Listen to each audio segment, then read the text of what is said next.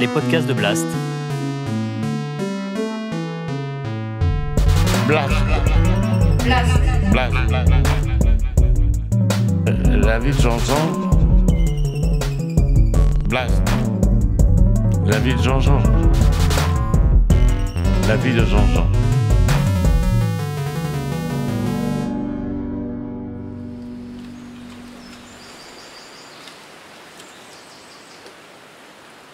J'ai un peu de calme, j'ai le temps et je vais raconter une belle histoire, un souvenir, un très beau souvenir. Je volais beaucoup avec un commandant de bord qui s'appelait Bon. Bon. On emmerdé avec un nom pareil. Bon. Et il était bon comme ça, non rien. Le capitaine. Bon. Je faisais des Tokyo avec lui, je faisais beaucoup sur le sud. J'allais à Bangkok avec lui, on allait faire du ski nautique. Il était avec ce fameux Théolas. Il était d'une gentillesse. J'aimais beaucoup. Steve, il s'appelait. Il prend sa retraite, il doit prendre sa retraite, et il cherche un terrain. On fait un courrier, on arrive à Nice. On est arrivé le matin, dont le midi, et l'après-midi, on a été chercher. Il avait vu une annonce, et on s'en va regarder ce fameux terrain. Mais il était tard, c'était en hiver, il faisait nuit assez tôt, et on va voir le terrain à Castagnier. Alors on se pointe le soir, il cherche, et puis bon, on voit une grille, là, avec le terrain à vendre. Alors donc on sonne, il était à 8 heures du soir, mais il faisait nuit. Et on voit un chanoine, un curé qui vient nous ouvrir la porte, il nous dit qu'est-ce que c'est, tout ça. On lui dit, ben voilà, on a vu une annonce. Le gars nous regarde un peu. Puis il nous dit, bon, ben écoutez, on lui dit, on peut venir demain pour voir ce terrain. Il me dit, ben oui, si vous voulez, venez demain matin. On partait l'après-midi. Le matin, on s'en va donc, on va voir ce curé. On arrive chez le curé. On le met dans la voiture et on descend et il nous fait voir le terrain. Je vois le terrain. Ça faisait comme un promontoire. On dominait la vallée. C'était magnifique. Oh, j'ai eu Steve. Et on se met d'accord avec le curé pour un autre rendez-vous pour le terrain. Le Steve descend et donc il fait affaire avec le curé pour le terrain. Et donc, il prend sa retraite quelque temps après et il décide de faire sa maison, mais de la faire lui-même. Il voulait faire sa maison. Je descends. Alors, il m'appelle et je descends avec lui. Passé 8 jours, je lui donne un coup de main. Il y a un autre copain qui descend. On lui donne un coup de main. On passe 2-3 jours, je remontais, il descendait. Alors, il était pas bête, il avait fait la piscine d'abord. Je travaille, tout le monde, quand je suis fatigué, je vais dans la piscine, tout le monde. Il était assez ingénieux. Et il descendait, et le chanoine Roland. Alors, le chanoine Roland était un peu spécial. Il avait sa maison, une belle petite maison, et il avait fait une piscine pour les gosses du village. Alors, les gosses du village venaient dans la piscine. Il n'y avait pas de piscine, une petite piscine, et ils venaient se baigner là-dedans. Et quand il était jeune, il était larisé un peu parce qu'il faisait de la moto. Alors, la moto en soutane, ça faisait rigoler un peu les gens. Il était gentil, ce chanoine, le chanoine. Aïe, aïe, aïe. Oh, quelle histoire, le chanoine. Et alors, je descendais avec lui, je descendais souvent. Et voilà comment que ça se passait. Le soir, on voulait l'inviter au restaurant, il voulait jamais. Et le soir, on allait dîner chez lui. Alors, il préparait le repas. Alors, il y avait Steve, la bonne, le chanoine et moi, tous les 4. On dînait le soir. Il faisait la prière. Moi, je faisais pas de prière. Je n'en fais pas, je veux pas. Et quand on avait fini, on jouait aux cartes. Je jouais avec la bonne. Et le chanoine, il jouait avec Steve. Il gagnait jamais. Un jour, ma femme est venue avec nous, elle dit « T'es pas sympa quand même, tu pourrais le laisser gagner ?» Je dis « non, s'il veut gagner aux cartes, il a qu'à gagner, il n'y a pas de raison. Pourquoi je vais pas lui faire de cadeau, il a qu'à gagner. » Un jour, il a gagné. Il s'est relevé comme sur ce lit. Oh, il était heureux, il était heureux. Il descendait sur son terrain voir Steve travailler. Ah, le chanoine, quel souvenir de chanoine. Ah, le chanoine, j'étais devenu ami avec lui. Le dimanche, il partait à la messe avec Steve et sa femme, et moi je restais là, j'allais pas à la messe.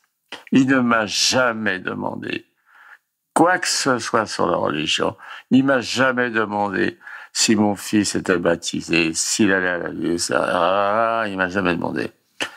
Mon fils avait été baptisé, ma mère voulait absolument, donc il avait été baptisé. C'est pas l'action, j'aurais pu lui dire, mais non, je disais rien.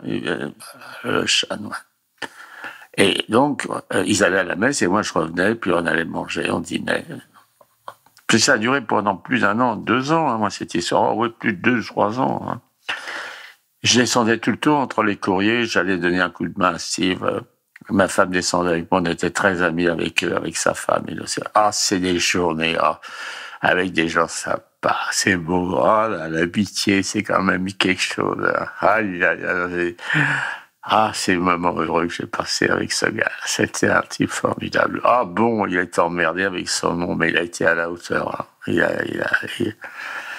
Et alors bon, un jour je lui dis au curé, j'ai dit non, j'étais à Colomar, j'ai chez votre cousin là. Oh la vache, il est déjà un restaurant. Il m'a donné un de ses blancs, il m'a fait goûter un vin million, c'est pas mal du tout. Hein. Je le vois, oui, parce qu'il avait, il avait du vin, il faisait du vin. Je passe le soir, il m'a dit, oh, Bourgani.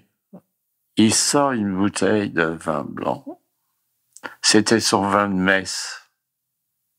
Et il me donne un verre de vin blanc, de son vin de messe.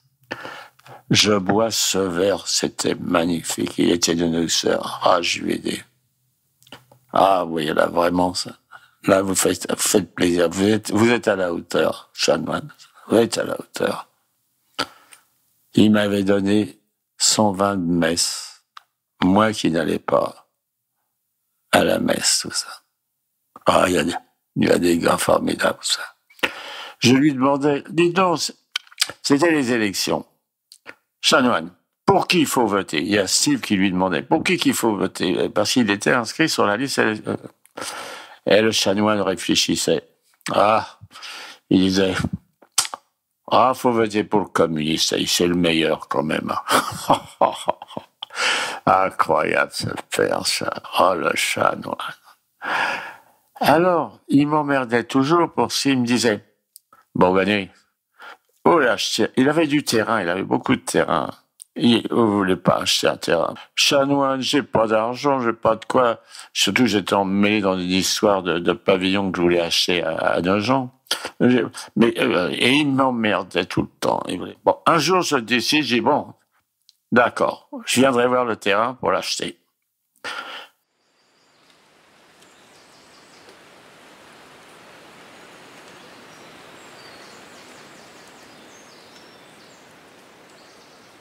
Je téléphone à un copain de Nice, Steve n'était pas là. Il y a un copain de Nice, et je lui dis, viens me donner un coup de main, je dois aller visiter un terrain. Je donne rendez-vous, et le chanoine n'était pas bien à l'époque. Il avait fait un truc au poumon, un truc cardiaque au poumon, il n'était pas bien. Et je donne rendez-vous au chanoine. Qu'est-ce que je vois? Le chanoine assis sur un mulet, qui m'attendait avec un gars qui tenait le mulet. Et il m'emmène sur son terrain. Il fallait passer, il n'y avait pas les routes, il fallait passer par des petits chemins, il m'amène. Et là, il m'a fait voir un terrain comme celui-ci, un promontoire, 8500 mètres de terrain. Là. Je vois le chanoine qui commence à me dire, vous voyez là, mon père, on faisait le vin là, vous voyez, on mettait le truc, il m'explique son terrain, toute la culture qu'il faisait dans ce terrain. Il était heureux d'être retourné sur ce terrain qu'il n'avait pas vu. Et on est rentré, on avait arrosé ça, il était content. Ça y a fait un coup. Après, je lui disais, dis donc, chanoine, Moi, je vous ai un petit peu ressuscité quand je vous ai remis sur le terrain là-bas, hein? Oh, il était comme ça. Et il m'a dit, bon, j'ai dit, mais attends, moi, il m'avait fait un contrat de terrain. Je payais tous les mois un petit truc. Là, je me suis retrouvé avec un terrain magnifique dans le Midi, un truc. Enfin, ouais. Bon, alors là, la plus belle histoire, c'est celle-là. Un jour, il m'a dit, il fallait qu'il vienne à Paris. Je viens vous chercher à Orly et je vous invite chez moi. Je veux vous inviter chez moi.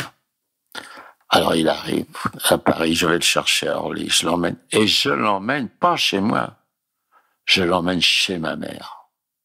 Ben, je dis à ma mère, maman, dimanche, j'amène le chanoine à la maison.